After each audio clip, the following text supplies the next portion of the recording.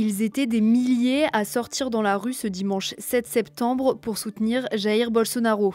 L'ancien président brésilien est actuellement au cœur d'un procès pour tentative de coup d'État et risque 40 ans de prison. C'est la première fois qu'un ancien chef d'État est jugé pour de telles accusations depuis la fin de la dictature militaire.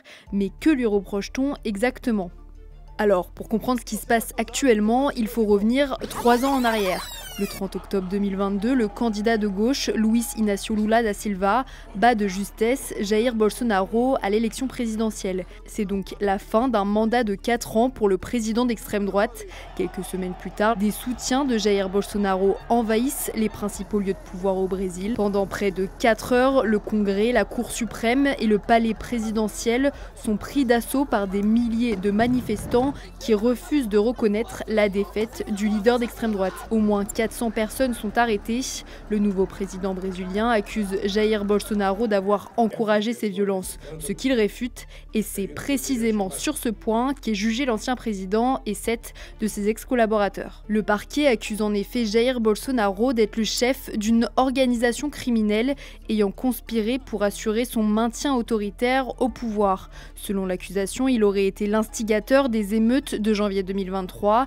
Il est aussi accusé d'avoir réalisé un plan putschiste qui prévoyait l'assassinat de Lula et du juge Alexandre de Moraes, rapporteur du procès. Des charges que Jair Bolsonaro rejette en expliquant être victime de persécutions politiques. Pour faire pression et tenter de défendre coûte que coûte l'ancien président, différents moyens sont mis en place. Le président américain Donald Trump, connu pour être l'un de ses alliés, a par exemple imposé une surtaxe douanière de 50% sur certains produits brésiliens. Le 30 juillet, le département du Trésor américain a aussi infligé des sanctions financières au juge Alexandre de Moraes, ce qui ne semble pas l'avoir déstabilisé.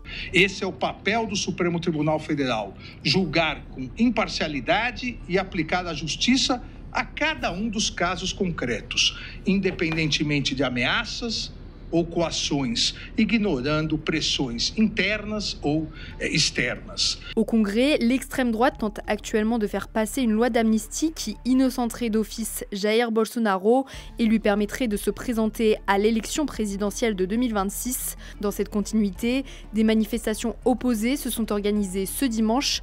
À Sao Paulo, 42 000 personnes se sont réunies selon des estimations pour soutenir l'ex-président et réclamer l'amnistie. Deixa o Bolsonaro ir para a urna, qual o problema?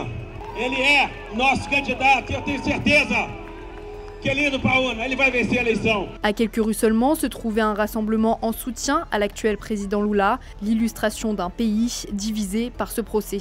Le verdict devrait tomber le 12 septembre. Si l'ex-président est condamné à plus de 8 ans de prison, il sera forcé d'effectuer son incarcération en cellule.